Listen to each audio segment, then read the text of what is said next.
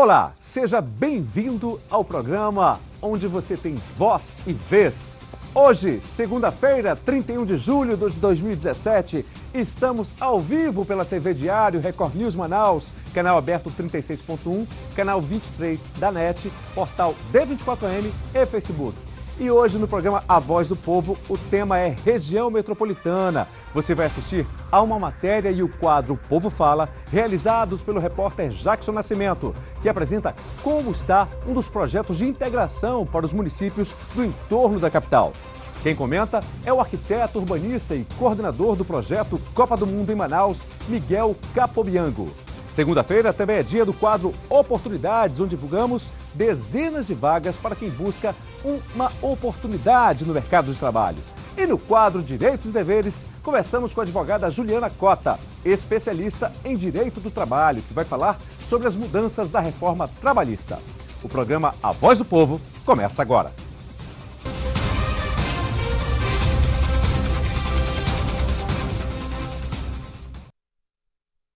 Veja agora os principais destaques do jornal Diário do Amazonas desta segunda-feira, 31 de julho de 2017. Arthur, Davi faz uso irresponsável do nome de ministro e sobre a Operação Maus Caminhos é negada a redução de fiança a Mohamed. Vamos saber mais detalhes dessas notícias. Davi usa levianamente o nome de Lewandowski. Carta do prefeito Arthur Neto a Lewandowski informa sobre a instabilidade instalada no Amazonas com o uso irresponsável do nome do magistrado pelo governador interino Davi Almeida. E sobre a Operação Maus Caminhos, Mohamed e Priscila não conseguem reduzir fiança para serem soltos. A dupla foi presa no ano passado no âmbito da operação que desarticulou uma organização criminosa. Em nossos estúdios, contamos com a presença de Miguel Capobiango, arquiteto, urbanista e coordenador do projeto Copa do Mundo em Manaus. Seja bem-vindo, Miguel. Prazer muito grande aqui com você mais uma vez. A honra é toda nossa. Muito obrigado. E nesse momento eu lhe convido, você e o Miguel, para nós assistirmos a uma matéria do dia que o repórter Jackson Nascimento, que vai apresentar um panorama sobre a região metropolitana. Por favor, pessoal de casa, Miguel, vamos conferir a matéria.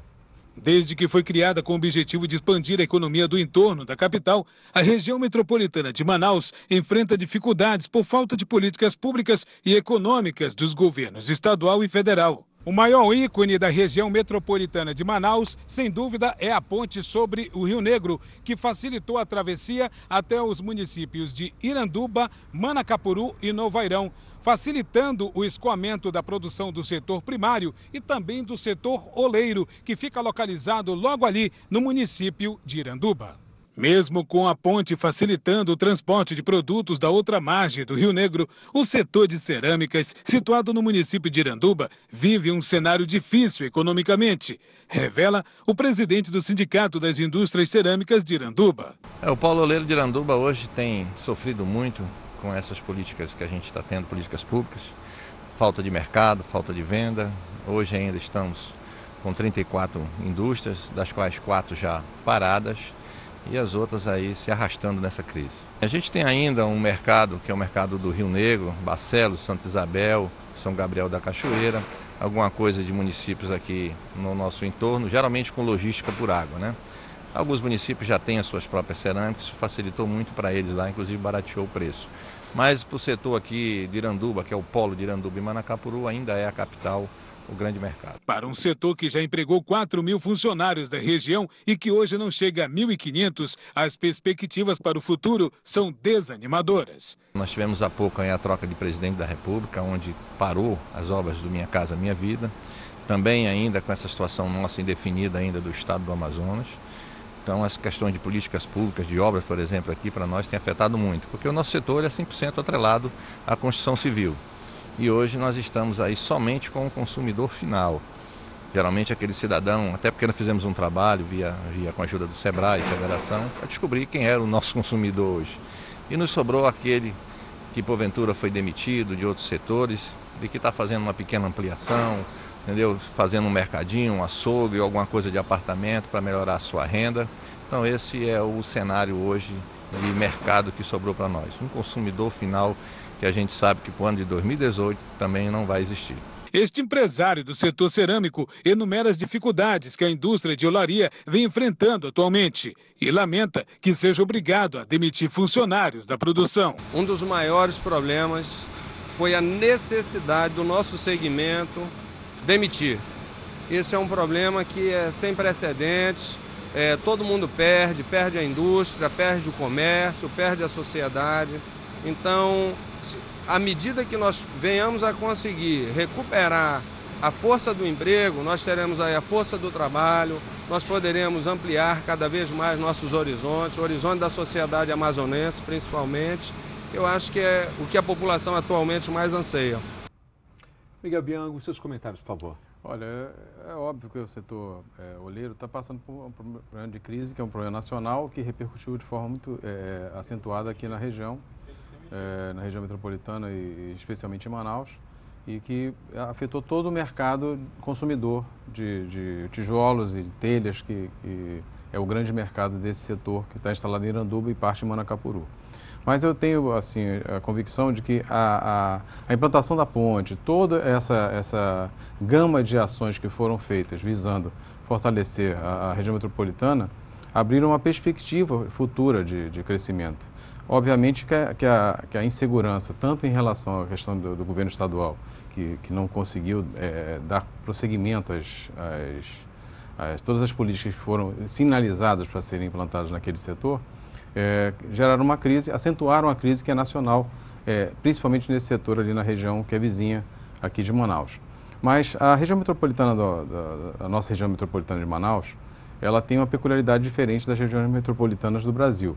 É uma região metropolitana, poderíamos dizer que é amazônica. Ela tem toda uma singularidade por conta da questão logística, das grandes distâncias dessas cidades vizinhas, porque não são cidades conurbadas. A gente está acostumado a ver a região metropolitana no sul do país, principalmente, onde as cidades vão se conectando uma com a outra, a ponto de você não saber onde começa e onde termina a cidade vizinha. O próprio ABC Paulista, No caso de Manaus é diferente, porque nós temos realmente divisões grandes, distâncias maiores, mas a conectividade econômica que faz com que essa região metropolitana possa ser vista como uma região totalmente conectada, porque há uma dependência econômica muito grande desses municípios em relação ao mercado consumidor de Manaus, em várias áreas, não só no setor oleiro, mas em todas as áreas da economia, principalmente desses municípios. A ponte veio ajudar muito nesse processo de conectividade. Quer dizer, a ponte abriu uma perspectiva de empoderamento desses moradores, desses proprietários de lotes e de terras e principalmente de imóveis na região de Iranduba, Cacau Pereira e até Manacapuru, que de certa forma tiveram seu patrimônio com valores elevados, né? Então abriu essa perspectiva também de empoderamento econômico dessas pessoas e abre também uma perspectiva de investimentos futuros, assim que a economia puder entrar num outro rumo, né, de crescimento, que a gente espera que seja logo, essas áreas vão ser valorizadas novamente. E eu tenho certeza que os investimentos voltarão a ocorrer nessa região e fortalecendo esse polo oleiro que tem toda uma conectividade com o mercado consumidor de Manaus. Muito obrigado, Miguel. O programa A Voz do Povo vai a um breve intervalo, daqui a pouco a gente volta. Até já.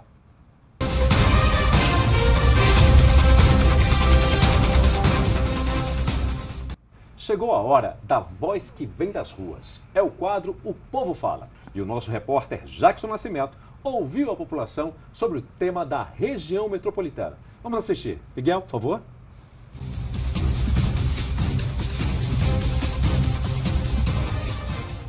A região metropolitana é um ícone justamente por causa dessa ponte. Na sua opinião, ela trouxe algum benefício para essa região? Que benefícios foram? Nós trabalhamos com loteamento, né? E esse loteamento ainda não aparece. Por que não aparece? Porque ainda muitos foram lançados recentemente, mas a procura é muito grande.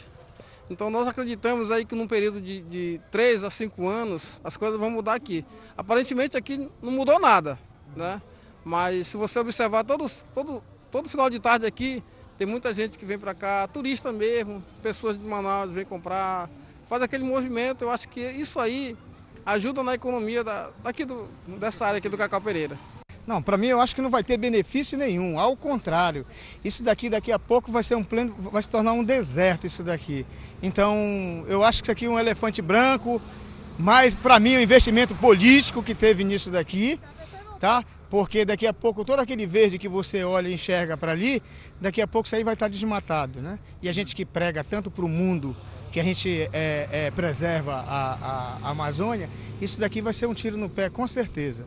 O que mudou é que eu, no caso do Paulo, eu acho que já mudou muito e foi um grande benefício para nós aqui, por causa dessa ponte, né?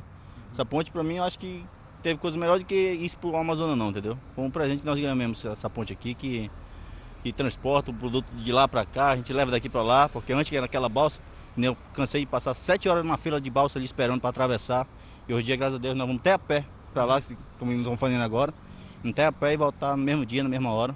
Houve uma mudança muito boa aqui, porque antigamente o trajeto era feito por balsas, demorava muito para os agricultores lá da região do Iranduba, Manacapuru, trazer suas vendas para cá. E com a criação da ponte, quando foi colocada, na área também da construção civil, foi muito viável, porque melhorou muito no transporte de ida e vinda.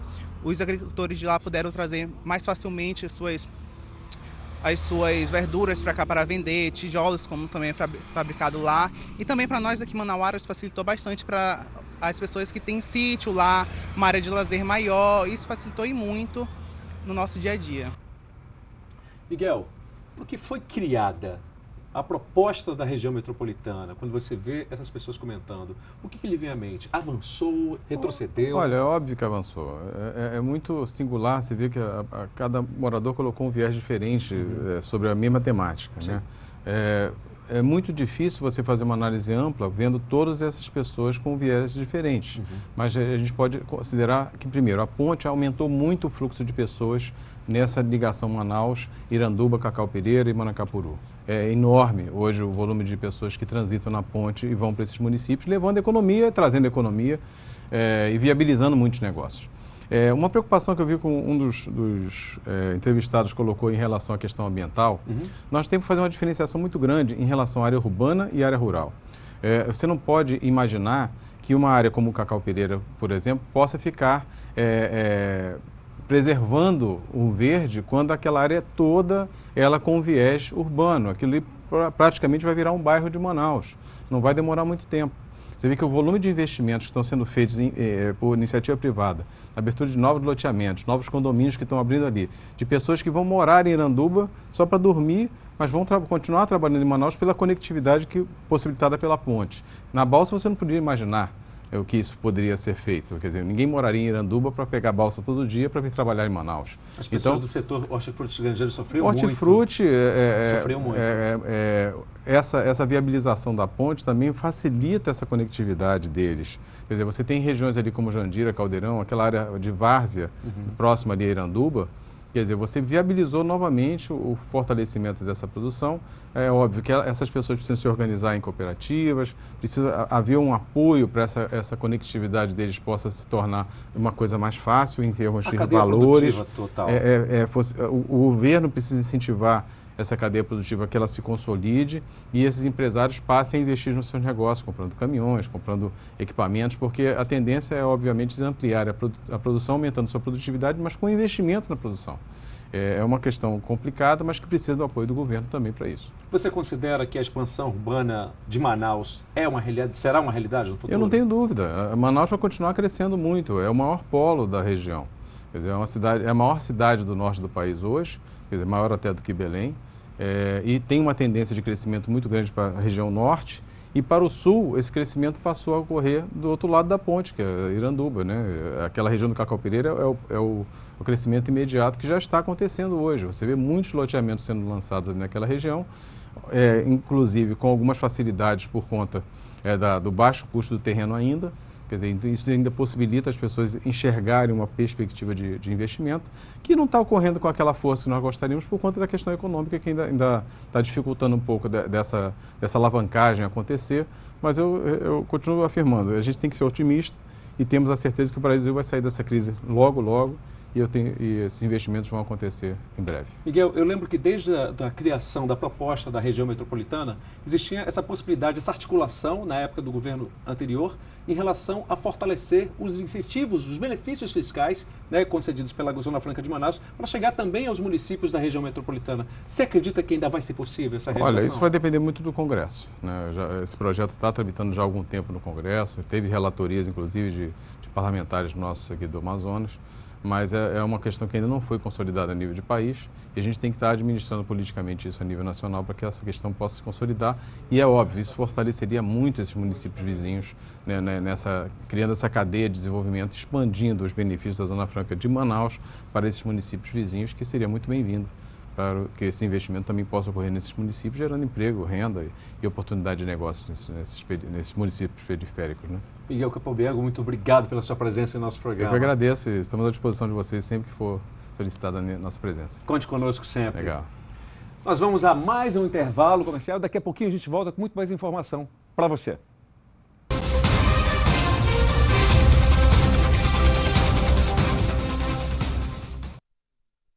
Voltamos com vagas para quem está em busca de emprego. É o quadro Oportunidades de hoje. Confira e veja se você se enquadra.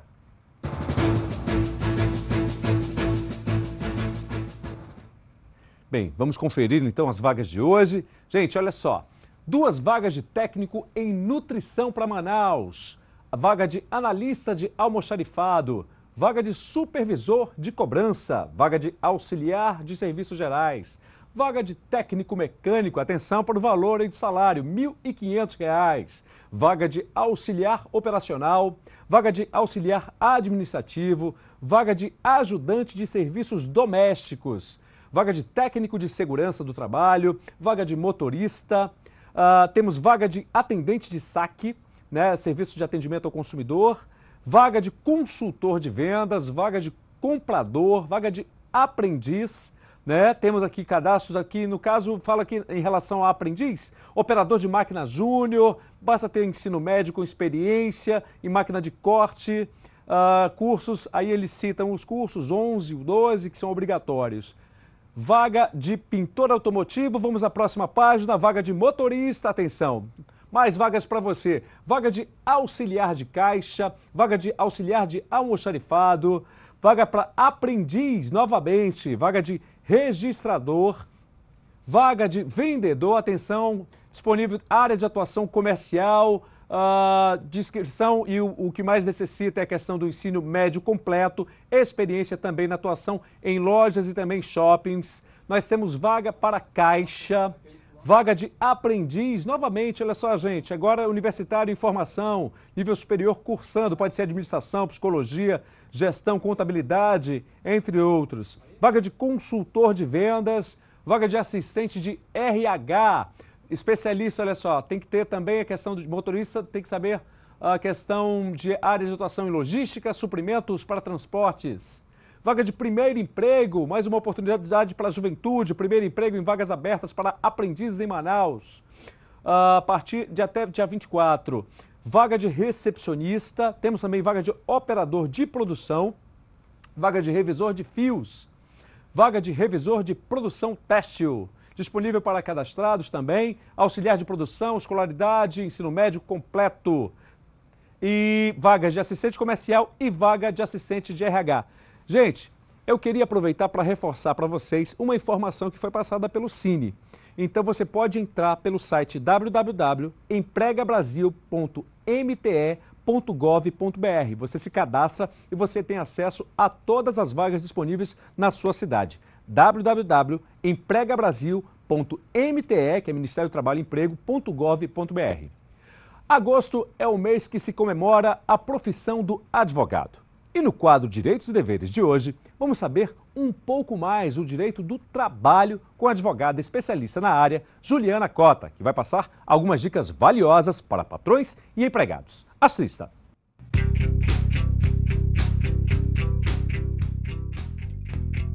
O direito do trabalho, ele visa tratar de relações relacionadas ao trabalhador, as relações de trabalho. Antigamente eram só relações relacionadas ao empregado. 80% das demandas no escritório, elas envolvem doença ocupacional e acidente de trabalho. Então, essas são as demandas que eu me apaixonei, porque são demandas que dizem respeito à saúde do trabalhador. Hoje já está sendo julgado, está sendo aprovado no Senado a reforma trabalhista, a tão conhecida reforma trabalhista, que de fato o que essa reforma trabalhista ela vai trazer de benefício para o trabalhador? Vai ser um problema para o trabalhador, porque a reforma que está sendo colocada, que está sendo aprovada hoje no Senado, ela vai afastar o trabalhador do judiciário, ela vai afastar o trabalhador do sindicato, ela vai dar prioridade ao negociado sobre a legislação, o legislado. E isso vai trazer um enorme prejuízo a todos os trabalhadores. Quando um trabalhador se sente lesado, ele tem que procurar a Justiça do Trabalho, tem que procurar um advogado, tem que buscar conhecimento, buscar o seu sindicato, saber, por exemplo, com relação à doença ocupacional. Muitos trabalhadores, eles não sabem se a doença que eles têm estão relacionadas ao trabalho, então eles precisam guardar os seus documentos, os seus exames, procurar saber mais, participar de palestra. Por outro lado, os empregadores, eles precisam buscar advogados para poder fazer auditorias, para tomarem conhecimento dos riscos que as empresas passam, dos riscos que tem a empresa para poder prevenir ações, demandas judiciais. Com relação ao trabalhador, a dica que eu dou é, ao ser admitido, o trabalhador ele só vai fazer o exame admissional, que é o exame audiometria, exame clínico. Não são feitos exames de imagens. Os exames de imagens são os que detectam uma doença. Então, quando ele entrar na empresa, qual é a dica que eu dou? Faça o exame admissional da empresa, você geralmente tem um plano de saúde da empresa, comece a fazer outros exames e guardem todos os documentos. Exames de imagem, ao longo do contrato de trabalho, façam os exames de imagens, façam as fisioterapias se forem necessários e guardem os documentos. Esses documentos, eles podem serem utilizados em um processo judicial que envolvam uma demanda de doença ocupacional. Muitos trabalhadores, eles perdem, eles não guardam esses documentos. Muitos trabalhadores trabalham sentindo dores. Nós temos uma demanda muito grande na Justiça do Trabalho envolvendo doenças ocupacionais e acidentes de trabalho. Infelizmente, são pessoas que são demitidas e não há uma recolocação no mercado de trabalho. Sofrem muito com as consequências das doenças ocupacionais.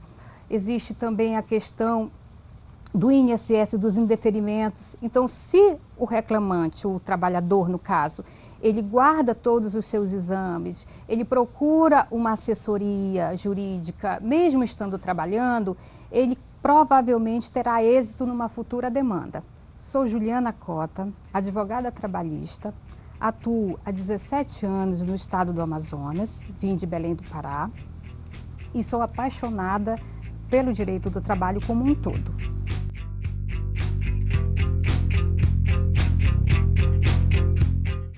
E antes de finalizar o nosso programa, eu quero agradecer muito a audiência das pessoas pelas redes sociais. Muito obrigado a quem está acompanhando o programa pelo D24AM e também pelo nosso Facebook da Record News Manaus.